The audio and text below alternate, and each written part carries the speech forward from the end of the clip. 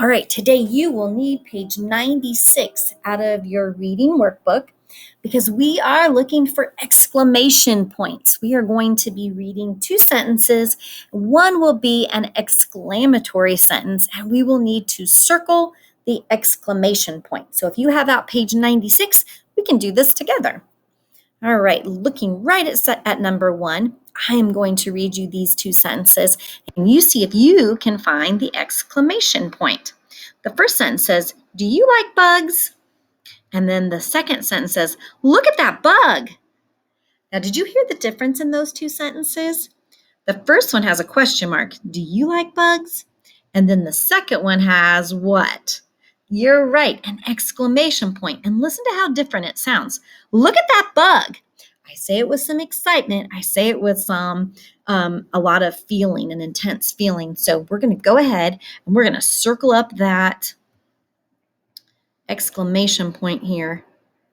All right, circling the exclamation point. We're going to move on to number two here. All right, so the first sentence for number two says, Owen plays soccer. The second sentence says, Owen scored a goal.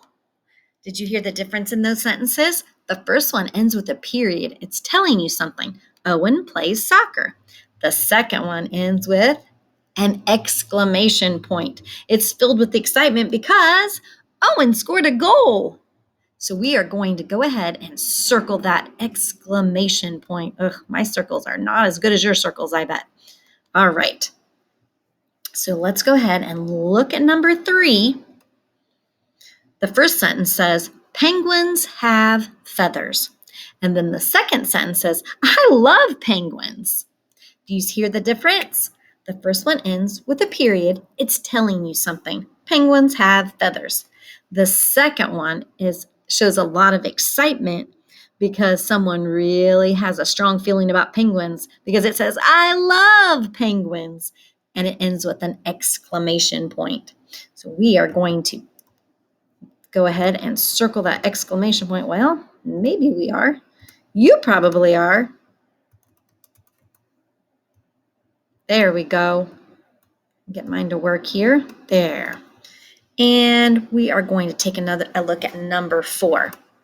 Number four. All right. The first one says, we're going to the zoo. And the second sentence says, how many animals are there? So the first sentence is full of a lot of excitement. Somebody sounds like they're super excited to be going to the zoo. And it ends with an exclamation point. It's an exclamatory sentence. We are going to the zoo. The second sentence ends with a question mark. It's asking something. How many animals are there? It sounds very different when it ends with an exclamation point than when it ends with a question mark. So go ahead and circle your exclamation point.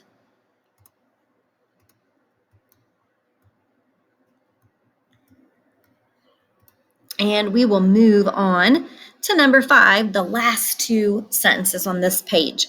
All right, so the first sentence says, I use glue in art class. And then the second sentence says, put those scissors down.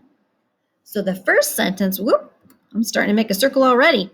The first sentence ends with a period. It's telling you something, telling you what you use in art class, right? I use glue in art class. The second sentence ends with that exclamation point, which I'm drawing exclamation points all over the place, or drawing circles all over the place here. And we're going to circle up that exclamation point and listen to how different it sounds. I use glue in art class. It's a telling sentence, ends with a period. It's a declarative sentence. And then this is an exclamatory sentence. It's filled with lots of excitement. Put those scissors down.